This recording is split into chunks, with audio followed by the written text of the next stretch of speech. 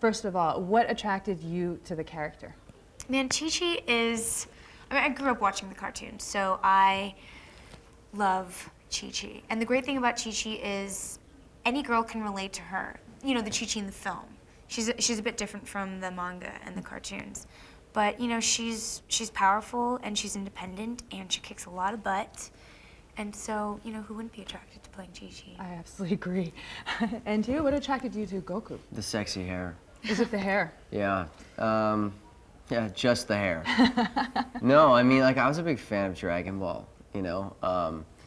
So when I got the part, I was like, oh my God, like, now I actually have to do it. I have to actually pull this character off, you know? And like, being a fan of him, I was just like, oh my God, this is gonna be a big responsibility, because I'm sure there's a lot of fans out there that are like, you know, that's not the Goku I remember.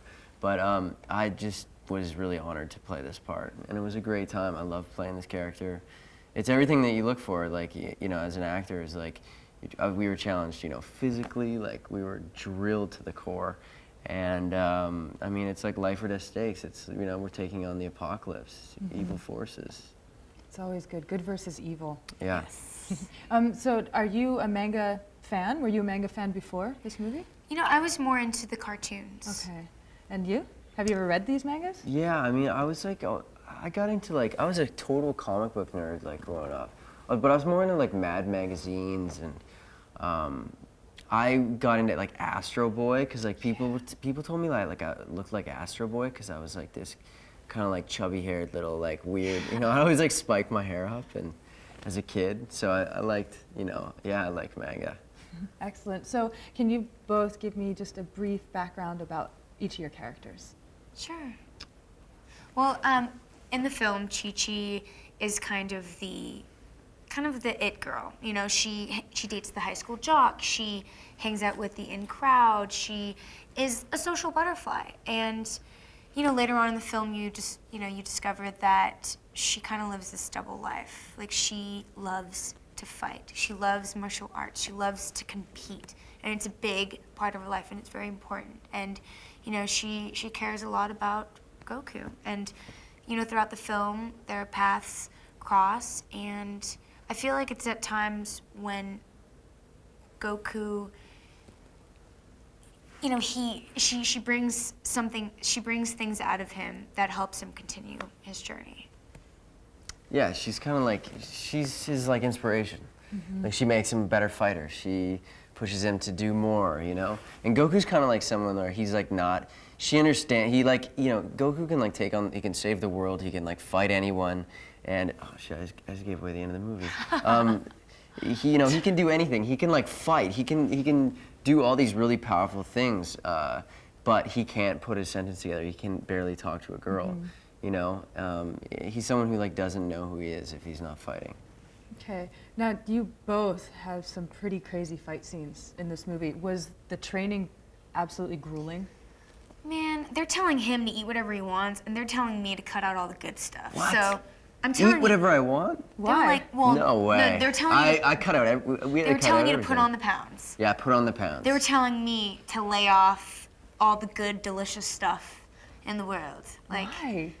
well, just to stay fit and get toned. So lots how of many hours? squats. Yeah, but Emmy was cheating. I She was cheated totally too. cheating. Like, you know, like I love we gelato. lived by our hotel in Mexico was like by this gelato place, so and I'd be like walking home, like, you know, like craving it every day, and then I'd like remember looking in there one day and being like, Emmy, cheater. You know, she's like sitting there like with a big bowl of ice cream eating. I just snuck it into my hotel room.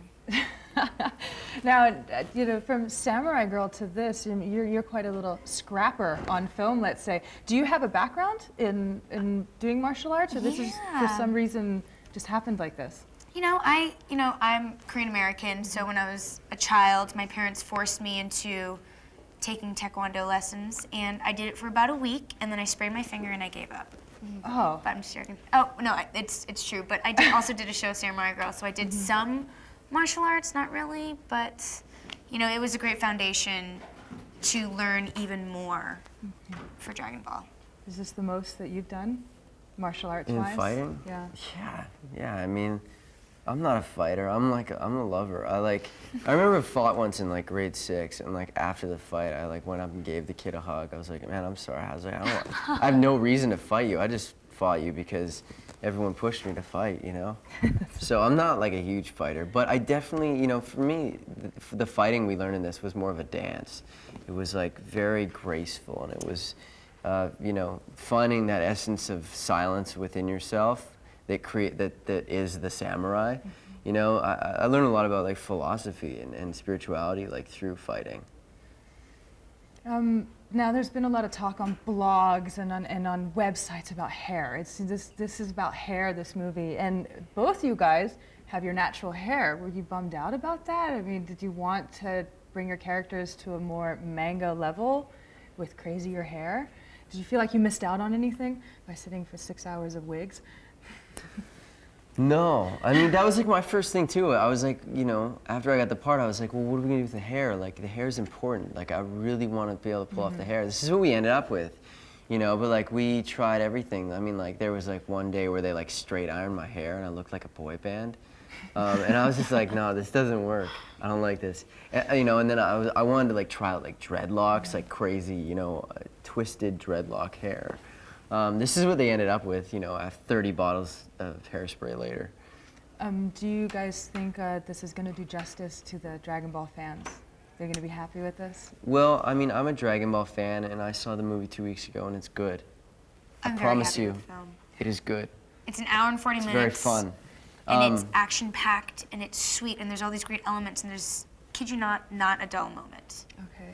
Yeah, it's airtight. I mean, it's a fun movie. But you gotta keep in mind is like, you can't go into this film going like, I'm here to see Dragon Ball that I remember, that I was raised on. You gotta go in going, what this is an introduction for the rest of the world to become involved in Dragon Ball.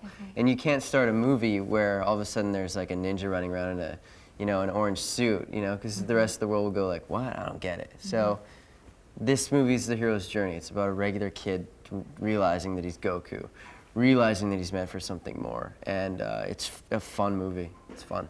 Thank you so much for your time, you guys.